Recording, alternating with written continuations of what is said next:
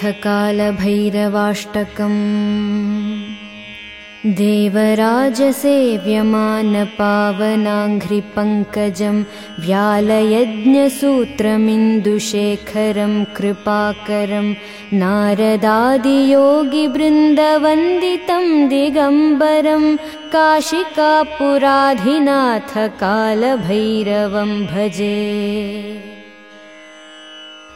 भानुकोटिभास्वरं भवाब्धितारकं परं नीलकण्ठमीप्सितार्थदायकं त्रिलोचनं कालकालमम्बुजाक्षमक्षशूलमक्षरं काशिकापुराधिनाथ कालभैरवं भजे।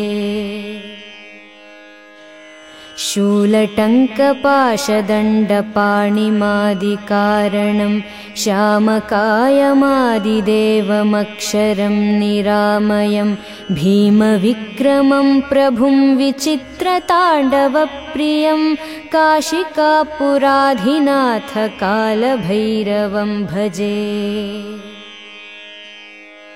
भुक्तिमुक्तिदायकं प्रशस्तचारुविग्रहं भक्तवत्सलं स्थिरं समस्तलोकविग्रहं निक्वणन्मनोज्ञहेमकिङ्किणीलसत्कटिं काशिकापुराधिनाथ कालभैरवं भजे।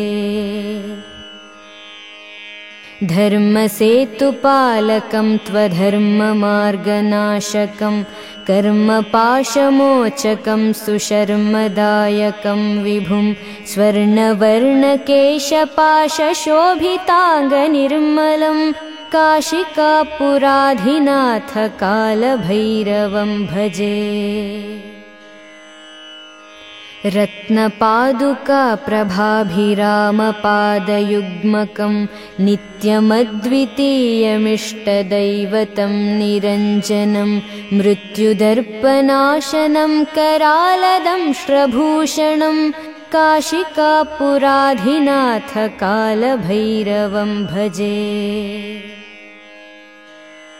अट्टहासभिन्नपद्मजाण्डकोशसन्ततिं दृष्टिपातनष्टपापजालमुग्रशासनम् अष्टसिद्धिदायकं कपालमालिकाधरं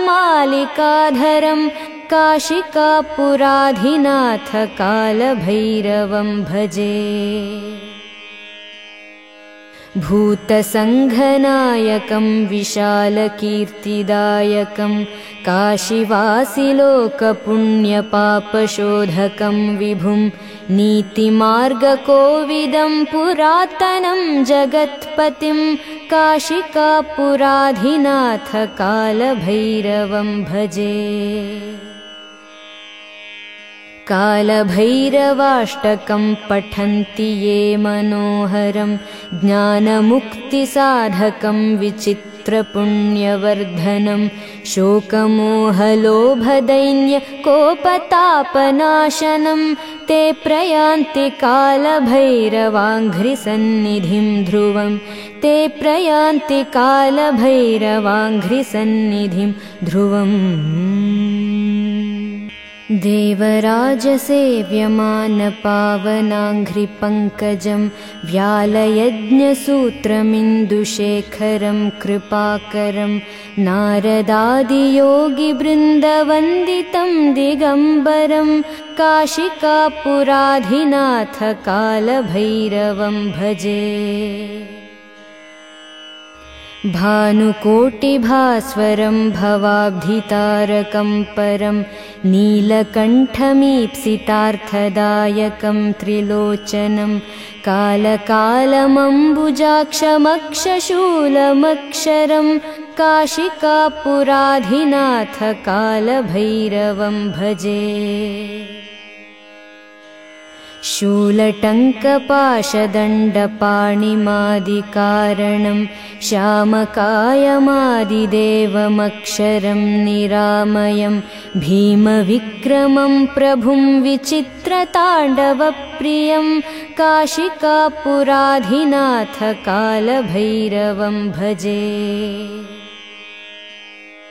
भुक्तिमुक्तिदायकं प्रशस्तचारुविग्रहं भक्तवत्सलं स्थिरं समस्तलोकविग्रहं निक्वणन्मनोज्ञहेमकिङ्किणीलसत्कटिं काशिकापुराधिनाथ कालभैरवं भजे।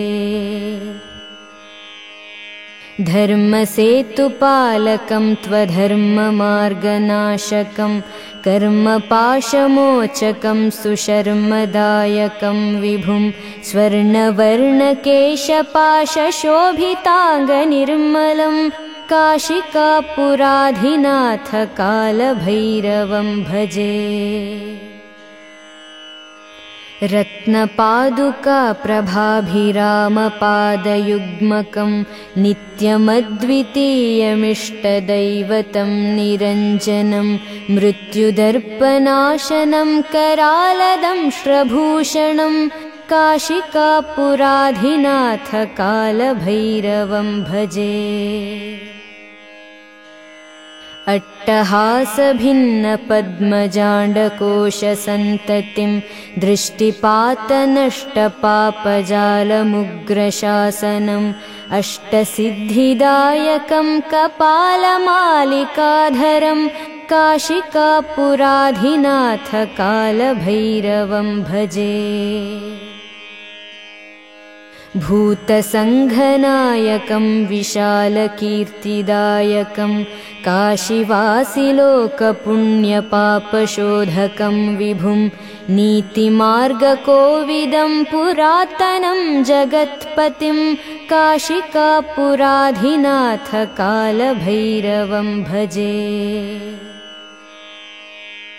कालभैरवाष्टकं पठन्ति ये मनोहरं ज्ञानमुक्तिसाधकं विचित्रपुण्यवर्धनं शोकमोहलोभदैन्यकोपतापनाशनं ते प्रयान्ति कालभैरवाङ्घ्रिसन्निधिं ध्रुवं ते प्रयान्ति कालभैरवाङ्घ्रिसन्निधिं ध्रुवम्।